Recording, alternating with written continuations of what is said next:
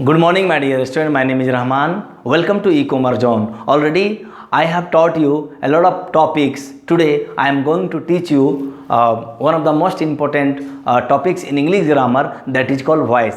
Voice में already मैं आपको देखिए 7th में पढ़ा चुका हूँ. ऑलरेडी मैं आज आपको जा रहा हूँ 8th जो पार्ट 8वां जो हिस्सा है इसको पढ़ाने के लिए. याद रखिएगा ये जो हमारा टॉपिक है एक्टिव एंड पैसिव वॉइस, इसका यूज कहाँ कहाँ होता है ऑलरेडी मैं बता चुका हूँ. आप मान लीजिए मास कम्युनिकेशन की पढ़ाई करते हैं, रिपोर्टिंग करते हैं या कहीं स्पोकन में बोलते हैं, इसका एग्जामिनेशन में भी क्वेश्चन आता है. कंपटीशन हो या बोर्ड हो, हर एग्जामिनेशन में इसका क्वेश्चन आता है. तो उस लिहाज से ये वॉइस बहुत इंपॉर्टेंट है. और टेंस का जो वॉइस है जो 8 मैंने बताया है वो बहुत ज़्यादा इंपॉर्टेंट है, क्योंकि अगर इससे क्वेश्चन पूछता है और अगर छोड़ देते हैं तो ये आपके लिए थोड़ा सा निराशाजनक होगी. ठीक है, तो मैं आपको बताता हूं मात्र 2 सेकंड में आप वॉइस को कैसे पहचानना सीख जाएंगे. मैं रहमान सर आपको गारंटी दिलाता हूं 2 सेकंड में वॉइस पहचानेंगे फ्यूचर इंडेफिनिट टेंस का. ओके, ऑलरेडी मैं इससे पहले पढ़ा चुका हूँ. काइंडली ई कॉमर्स जोन जो हमारे चैनल है उसमें जाइए, प्लेलिस्ट बना हुआ है, A to Z बना हुआ है, टेंस का भी, फिगर ऑफ स्पीच का, बहुत सारा चीज़ का, और दूसरे सब्जेक्ट भी अवेलेबल हैं, जैसे आपका अकाउंटेंसी हो गया,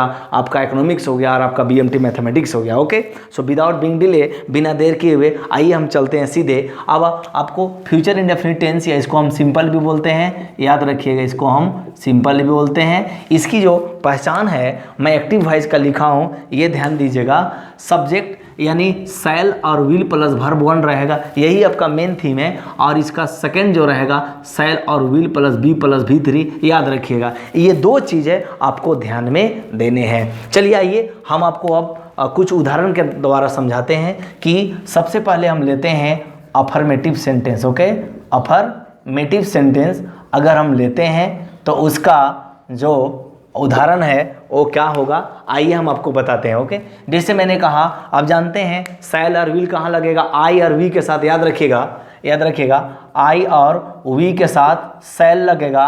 बाकी बात जितने के साथ है और जितना भी चीज़ है उसके साथ विल लगेगा. ओके, आई के साथ और वी के साथ शैल लगेगा, जनरल सेंस है, बाकी बात सबके साथ विल लगेगा. तो सिर्फ हमको याद करना है आई और वी के साथ, बाकी बात हमको याद करने की ज़रूरत नहीं है. आइए कुछ उदाहरण से समझते हैं. आप जानते होंगे अफर्मेटिव सेंटेंस मीन्स क्या होता है, नो नेगेटिव नहीं रहता है, लेकिन इसमें मैं आपको बता रहा हूँ. जैसे आई शैल, यहाँ पर मैं लिखता हूँ आई शैल हेल्प यू, मैं आपकी मदद करूँगा. अब देखिए ध्यान से, इस तरह का जो सेंटेंस है उसको बनाने के लिए कुछ नहीं करना है, आपको थोड़ा सा ध्यान देना है. यहाँ पर ये यू हो गया, वो आपका ऑब्जेक्ट है, तो यहाँ पर सब्जेक्ट हो गया. अब यू के अनुसार क्या लगेगा, यहाँ देखिए शैल और विल क्या लगेगा, बोलिए. यहाँ पर कन्फर्म विल लगेगा, तो यू विल बी. उसके बाद देखिए वहाँ पर बी हुआ है.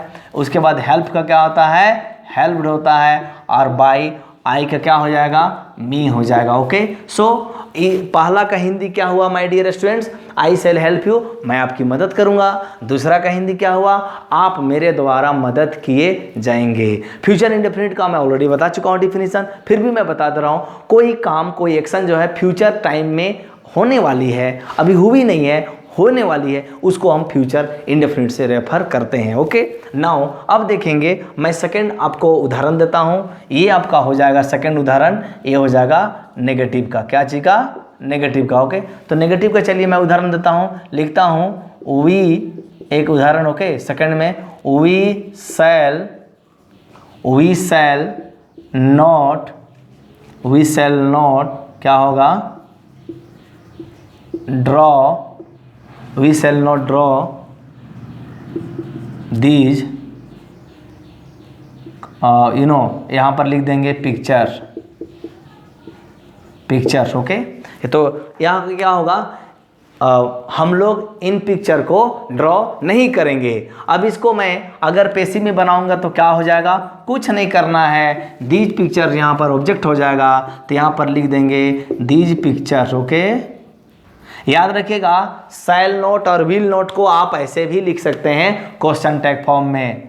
शैल plus not equal to shan't हो जाएगा और will plus not equal to won't हो जाएगा. ओके, याद रखिएगा ये फार्मूला बहुत इंपॉर्टेंट है जो क्वेश्चन टैग में पूछे जाते हैं. अब देखिए दीज पिक्चर्स, उसके बाद क्या हो जाएगा my dear students, this picture, उसके बाद क्या लगा, विल या शैल, कन्फर्म है कि विल लगेगा, विल नॉट बी, ड्रॉ का क्या होता है, ड्रॉन बाय अस, ये आपका हो जाएगा बाय अस। इसका मतलब हुआ ये पिक्चर, ये तस्वीरें जो है हम लोग के द्वारा बनाई नहीं जाएंगी, ड्रॉ नहीं की जाएंगी। तो ये आपका नेगेटिव हो गया। आइए हम आपको एक और सेंटेंस लेते हैं, इससे नेक्स्ट में क्या होता है, यस नो क्वेश्चंस। क्या होता है, yes no questions. Okay, yes no questions आप देखते हैं। पहला उदाहरण क्या है, यस नो क्वेश्चन में शैल और विल पहले आएगा, जैसे मैं आपको पहले बताते आ रहा हूँ। ओके, तो शैल और विल पहले आएगा तो क्या हो जाएगा, यहाँ पर मान लीजिए, यहाँ पर लिखिए will he not, will he not, उसके बाद क्या होगा, किक अ फुटबॉल। ओके, क्या हुआ, एक फुटबॉल को किक नहीं करेगा। ओके, इस तरह का सेंटेंस में आपको घबराने की जरूरत नहीं है। ए फुटबॉल यहाँ ऑब्जेक्ट होगा, तो सबसे पहले यहाँ विल या शैल होगा। तो आप जान लीजिए ए फुटबॉल है तो विल होगा, क्योंकि ये आप जानते होंगे आई और वी के सिर्फ साथ शैल लगेगा, बाकी बस विल। तो विल अ फुटबॉल, फुटबॉल, उसके बाद क्या होगा, नॉट, नॉट बी, उसके बाद क्या होगा, किक्ड बाय, एंड क्या हो जाएगा, ही का क्या होगा, हिम हो जाएगा। तो ये आपका क्वेश्चन मार्क अगर आप नहीं दीजिएगा तो कंफर्म गलत होगा। इसलिए इसका होगा क्या, एक फुटबॉल जो है वह लड़के मतलब उसके द्वारा नहीं किक किया जाएगा। ओके, इस तरह से मतलब जो होता है ना, पैर से नहीं मारा जाएगा। आप ध्यान से देंगे, ये तो मैं यस नो क्वेश्चन में नो वाला दिया, यस नो को मतलब ये नेगेटिव दिया। अब इसका मैं अफर्मेटिव भी एक बनाता हूँ आपके सामने, देखिए सेकंड में क्या होगा, मैं लिखता हूँ शैल आई, शैल आई, उसके बाद क्या होगा, shall I bring a chair from market. यहाँ पर क्या होगा, क्या मैं एक चेयर मार्केट से लाऊंगा। ओके, तो इसका पेसिव बनाने के लिए क्या करना पड़ेगा, ए चेयर जो आपका ऑब्जेक्ट है, फ्रॉम मार्केट ऑब्जेक्ट नहीं है, तो यहाँ पर हो जाएगा आपका विल या शैल लगेगा, कन्फर्म विल लगेगा। क्यों, क्योंकि ए चेयर आ रहा है, यहाँ मैं लिख दिया ए चेयर।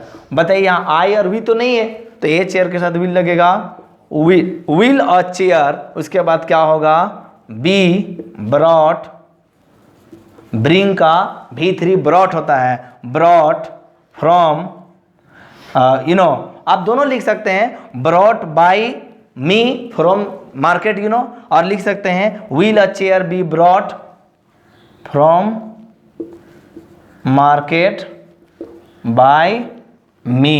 ये आपका क्वेश्चन मार्क हो गया।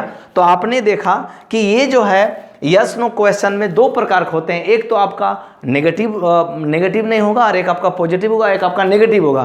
तो इस तरह से आपने देखा कि फ्यूचर इंडेफिनिट टेंस में मैं अभी आपको अफर्मेटिव सेंटेंस का भी बताया और नेगेटिव का भी बताया, यस नो क्वेश्चन का बताया। अब मैं इसको मिटा करके क्या करता हूँ, WH का बताता हूँ। ओके, WH क्वेश्चंस को बताता हूँ, जिसमें WH क्वेश्चंस मतलब आप जानते हैं where, how, who, what, who, इस तरह का आपका रहेगा। सिर्फ हु का बाय हुम बदलता है, मैं आपको लिख दे रहा हूं, हु का सिर्फ क्या होता है, बाय हुम होता है।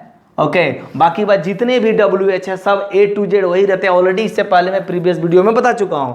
अब देखेंगे इसमें क्या है, मैं आपको एक उदाहरण लेता हूं तब आपको समझ में आएगा। जैसे मैंने लिया यहाँ पर कि हाउ शैल, यहाँ पर लिखेंगे, यहाँ पर होगा हाउ शैल वी, उसके बाद क्या लिखेंगे, not, how shall we not, उसके बाद क्या होगा, रीड दीज बुक्स। ओके, तो क्या हुआ, हम लोग कैसे ये किताबें जो है वो किताबों को नहीं पढ़ेंगे।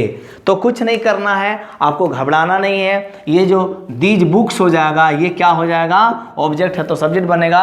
तो ये तो आपका हाउ रहेगा, और दीज बुक्स यहाँ लिख देंगे, दीज बुक्स। ओके, उसके बाद क्या छूट रहा है, यहाँ पर शैल या विल होगा। आपको मैं बता चुका हूँ, सिर्फ आई और वी रहेगा तो शैल होगा, बाकी बस सबके साथ विल लगता है तो कन्फर्म विल लगेगा।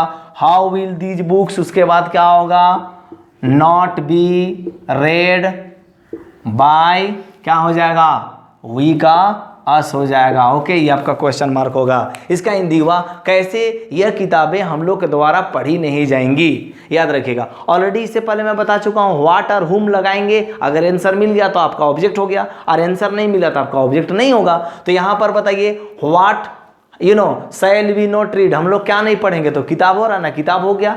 नॉन लिविंग थिंग्स के लिए मैं बताया था, व्हाट लगाने पर नॉन लिविंग थिंग्स का आंसर आएगा, और होम लगाने पर लिविंग थिंग्स यानी पर्सन का आएगा। ओके, तो अब देखिए इसका मैं दूसरा उदाहरण देता हूं, आपको ज़्यादा समझ में आएगा। मैं ये तो नेगेटिव में ले लिया, अब इसका मैं पॉजिटिव ले रहा हूँ, WH का। ओके, मैं लिखा यहाँ पर why will the boys and the girls, why will the boys and the girls, उसके बाद क्या होगा, यहाँ पर कोई भी एक उदाहरण दे दीजिए, कोई दिक्कत नहीं है।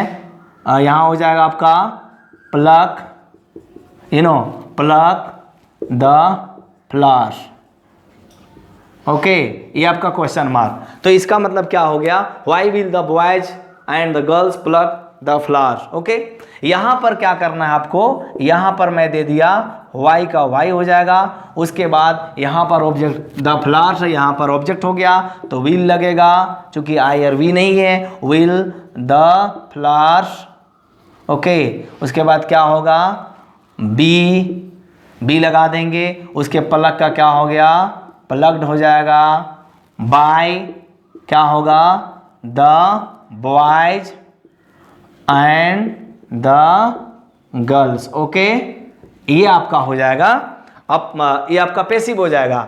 तो आपने देखा कि सिर्फ हमको कुछ पहचानना नहीं है, यहाँ पर आप देख सकते हैं क्या, बहुत इजी है। Okay, shall not read, okay, shall not read है या शैल रीड है, कन्फर्म है कि आपका ये एक्टिव है। अब देखिए विल, उसके बाद बी प्लस B3 है, तो कन्फर्म ये पैसिव है। सिर्फ हमको यही पहचानना होता है और आप 2 सेकंड में आराम से पहचान लेंगे। ओके, तो ये आपको जो मैं बताया हूँ, जो अभी मैं 6 स्ट्रक्चर के साथ बताया और 6 मैं उदाहरण के साथ बताया, उम्मीद करते हैं कि आपको फ्यूचर इंडेफिनिट टेंस का आपको एक्टिव पैसिव अगर कोई भी एग्जामिनेशन में दिया रहेगा तो मुझे पूरा यकीन है कि आप इसको बना लेंगे। ओके, इस उम्मीद के साथ कि आपका जीवन अच्छा हो, ई कॉमर्स जोन को काइंडली लाइक करें, सब्सक्राइब करें, शेयर करें, बहुत जगह शेयर करें, जिससे हमारा जो मकसद है कि फ्री में आपको पढ़ाना, आपको एक भी पैसा नहीं लगेगा, क्योंकि बहुत सारे गरीब बच्चे होते हैं और घर बैठे आपको क्वालिटी एजुकेशन मिलना वो आपको मिलेगा। Thank you very much, have a great day. और सुनिए, आप काइंडली अगला पार्ट देखना ना भूलें, क्योंकि जल्द आ रहा है इसका अगला part. Okay, thank you very much, have a great day.